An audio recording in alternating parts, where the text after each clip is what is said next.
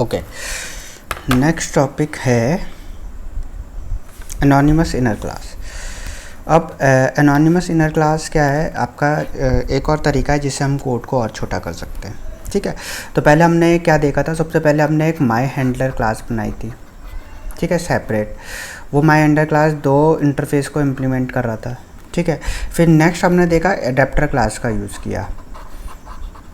Adapter class का use करने से क्या है कि हमारा कोड थोड़ा छोटा हो गया, हमें सिर्फ लिमिटेड हैंडलर्स को इम्प्लीमेंट करना पड़ा। अब तीसरा तरीका होता है एनोनिमस इनर क्लास यूज़ करने का। एनोनिमस इनर क्लास यूज़ करके हम क्या कर सकते हैं, कोड को और छोटा कर सकते हैं। कैसे करना है हम इसका यूज़, सबसे पहले हमें पैकेजेस को इंपोर्ट कर लेना है। सेम वही डेमो क्लास बनाएंगे, डेमो क्लास के अंदर हम फ्रेम को एक्सटेंड करेंगे। इसमें सबसे पहले वेरिएबल आ जाएंगे, फिर उसके बाद डेमो क्लास का कंस्ट्रक्टर आ जाएगा। ठीक है, तो यहाँ तक वो सेम है। अब जब हम डेमो क्लास का कंस्ट्रक्टर आ जाएगा तो अब इस बार हम क्या करेंगे, सेपरेट हैंडलर क्लास क्रिएट नहीं करेंगे।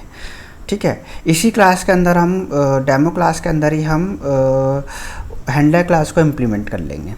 कैसे करेंगे, यहाँ पे जब हम डेमो क्लास का कंस्ट्रक्टर बनाते हैं तो डेमो क्लास के कंस्ट्रक्टर के अंदर हम लिस्टनर क्रिएट करते हैं, है ना। ये हमारा पहला लिस्टनर क्रिएट हुआ है। लिस्टनर क्रिएट करने के बाद हमारा क्या स्टेप रहता है, इस लिस्टनर के अंदर हम उस हैंडलर क्लास का ऑब्जेक्ट पास करते हैं। ठीक है, अब हम क्या करेंगे कि हैंडलर क्लास का ऑब्जेक्ट पास करने के बजाय वो हैंडलर क्लास हम यहीं पे डिफाइन कर देंगे। ठीक है, इसलिए इसको एनोनिमस क्लास कहा जाता है। एनोनिमस मतलब इसका कोई नाम नहीं होता है। ठीक है, इसका कोई नाम, इस क्लास का कोई नाम नहीं होगा। दूसरा, इसको इनर क्लास क्यों कहा जाता है, क्योंकि ये डेमो क्लास के अंदर हम इसको क्रिएट कर रहे हैं। ठीक है, इसलिए इसको इनर क्लास कहा जाएगा। तो इससे पहले हमने क्या किया था, एक सेपरेट हैंडलर क्लास बनाई थी। ठीक है, माई माउस अडेप्टर एक सेपरेट हैंडलर क्लास बनाई थी। उस हैंडलर क्लास के अंदर हमने डेमो क्लास का ऑब्जेक्ट बनाया, फिर उसको इनिशियलाइज़ किया, फिर ये हमने हैंडलर क्रिएट किया। इसके अंदर object dot x variable coordinate determine किया, मैसेज डिटरमाइन किया, रिपेंड फंक्शन कॉल किया।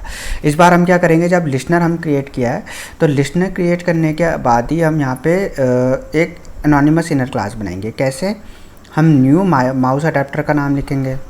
ठीक है, तो यहाँ पे आपको हैंडलर क्लास का नाम नहीं लिखना है, माउस अडेप्टर क्लास का नाम लिखना है। उसके बाद यहाँ से क्लास स्टार्ट हो जाएगी आपकी, ये क्लास स्टार्ट हो गई है।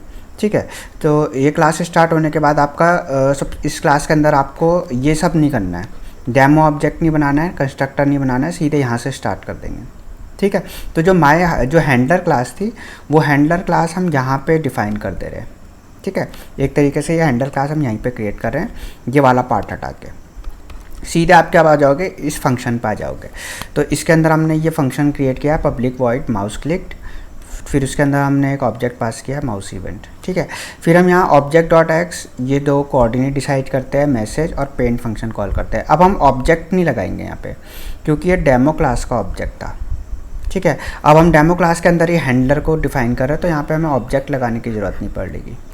सिंपल हम एक्स वाई लिखेंगे, मैसेज को मैसेज लिखेंगे, रिपेंट फंक्शन को रिपेंट लिखेंगे। ठीक है, तो ये पूरी क्लास हमने यहीं पे डिफाइन कर दी है। कहाँ से स्टार्ट किया, यहाँ से स्टार्ट किया और यहाँ पे हमारी क्लास ख़त्म हो रही है। उसके बाद ये लिस्टनर आपका यहाँ पे ख़त्म हो जा रहा है। ठीक है, तो डेमो क्लास के अंदर आपको क्या करना है, डेमो क्लास का जो कंस्ट्रक्टर है उसके अंदर जो लिस्टनर है, इस लिस्टनर के अंदर हम ये एनोनिमस क्लास डिफाइन कर देंगे। ठीक है, तो ये पहला लिस्टनर है, पहले लिस्टनर के अंदर हमने ये एनोनिमस क्लास बना दिया। अब हैंडलर क्लास हमें नहीं बनानी है। ठीक है, तो ये पहले का कोड ऐसा था। पहले का कोड हमें क्या करना होता था, एक सेपरेट इनर क्लास बनानी होती थी, उसके अंदर हम ये सारा वो करते थे, ये करने की ज़रूरत नहीं है। ठीक है, सिमिलरली जो हमारा दूसरा लिस्टनर है माउस मोशन लिस्टनर। ठीक है, तो पहले लिस्टनर के अंदर हमने एनोनिमस क्लास बनाई और उसका जो भी है फंक्शन डिफाइन कर दिया।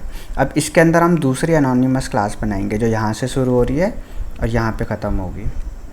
ठीक है, ये एनोनिमस इनर क्लास है, इसका कोई नाम नहीं होगा। सीधे हम यहाँ पे क्या करेंगे, न्यू माउस मोशन अडेप्टर, उसके बाद स्टार्ट कर देंगे। इसके अंदर आपका हैंडलर आ जाएगा। ठीक है, माउस मूव्ड, फिर यहाँ पे हमें object dot x object dot y नहीं लगाना है। ठीक है, ऑब्जेक्ट हटा देना है, सिंपल एक्स वाई मैसेज और रिपीट फंक्शन कॉल कर देना है। फिर हमारी जो लिस्टनर क्लास है विंडो लिस्टनर का हमने adapter class use anonymous inner class use की है। ठीक है, तो कोड हमारा छोटा हो गया है। इसके बाद डेमो क्लास के अंदर पेन फंक्शन आ जाता है, मेन फंक्शन आ जाता है। ठीक है, अब इसके बाद हमें कोई दूसरी क्लास बनाने की ज़रूरत नहीं है। ठीक है, तो एक बार फिर से रिव्यू बता देता हूँ हमने क्या है।